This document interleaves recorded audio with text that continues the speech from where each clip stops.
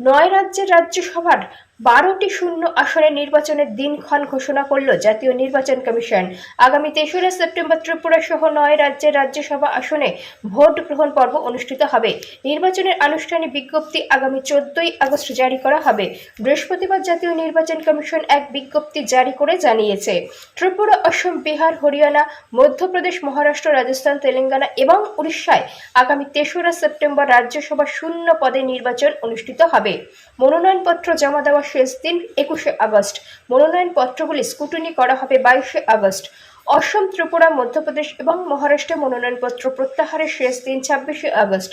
তেমনি বিহার, উড়িষ্যা, তেলেঙ্গানা, রাজস্থান এবং হরিয়ানায় মনোনয়নপত্র প্রত্যাহারের শেষ দিন 27শে আগস্ট। আগামী 3রা সেপ্টেম্বর সকাল 9টা থেকে বিকেল 4টে পর্যন্ত ভোট গ্রহণ পর্ব অনুষ্ঠিত হবে। ভোট গণনা হবে ওই দিন বিকেল 5টা থেকে। আগামী 6 সেপ্টেম্বরের মধ্যে সমস্ত নির্বাচনী প্রক্রিয়া সম্পন্ন করা হবে।